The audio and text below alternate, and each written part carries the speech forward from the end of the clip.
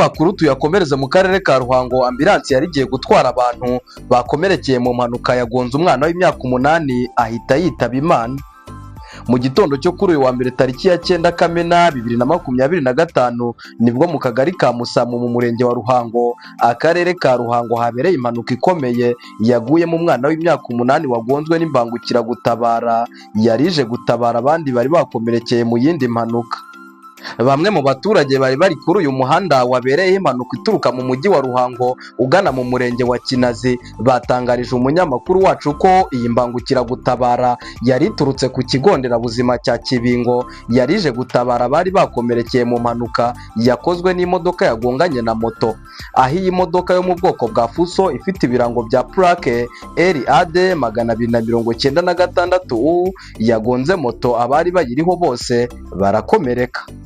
Aba baturage bakomeje bavuga ko ubwo imbangukiragutabara yazaga yahuriye hagati mu muhanda n'imodoka itwara abagenzi ya Kwasiteri ikorana na kampani ya East Africa, noneho igerageje kuyidepansa birayigora bitewe n'uko umuhanda ari muto, ikindi yari iri ku muvuduko mwinshi.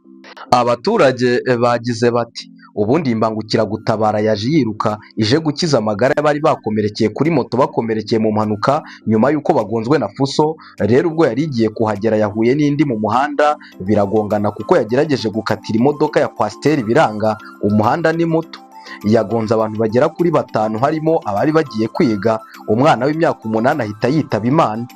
Nubwo imbangukiragutabara yarije gutabara bari bakomerekeye mu mpanuka, aba baturage bavuze ko abazitwara bakwiye kujya bagenda bitonze kuko hari igihe umuvuduko wazo uteza ibibazo byinshi, ikindi bagasaba ko umuhanda wabereyemo impanuka wagurwa kuko byatuma ibinyabiziga binyuranaho nta nkomyi. Dukomereze kuri Kazungu Denis wahamijwe ibyaha 10 agiye gusubira mu rukiko. Kazungu Denis wahamijwe ibyaha 10 birimo kwica ku bushake, gusambanya ku gahato, iyicarubozo ndetse no kwinjira mu makuru ya mudasobwa cyangwa uruhererekane rwa mudasobwa mu buryo bunyuranyije n'amategeko, agahanishwa igifungo cya burundu. Azaburana mu bujurire mu rukiko rukuru rwa Kigali ku itariki 13 Kamena 2025 saa 3 za mu gitondo. Urukiko rwisumbuye rwa Nyarugenge rwahamije Kazungu ibyaha 10 yaregwaga ku itariki 8 Werurwe 2025. Ibyaha yahamijwe birimo kwica ku bushake, gusambanya ku gahato, iyicarubozo ndetse no kwinjira mu makuru ya mudasobwa cyangwa uruhererekane rwa mudasobwa mu buryo bunyuranyije n'amategeko, guhisha umurambo, gukoresha ibikangisho ndetse no gufungira umuntu ahatemewe. Urukiko kandi rwari rwategetse ko Kazungu atanga indishyi z'akababaro zagera kuri miliyoni 30 ku bagizweho ingaruka n'ibikomere bye. Kazungu waburanye yemera ibyaha akanasaba imbabazi ndetse no koroherezwa n'urukiko ngo kuko yatanze amakuru yari akenewe mu gihe cy'iperereza, ntiyanyuzwe n'imyikirize y'urwo rubanza. Yahisemo kurujurira mu rukiko rukuru, akaba azaburanishwa ku itariki 13 Kamena 2025.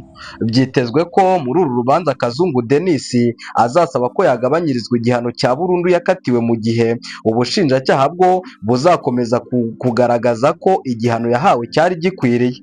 Kazungu yatawe muri yombi muri Nzeri 2023 ubwo abagenzacyaha bavumburaga umwobo yatayemo imirambo yabo yemera ko yishe. Uyu mwobo wari uri mu gikoni cyaho yari acumbitse mu kagari ka Busanza, umurenge wa Kanombe mu karere ka Gasabo.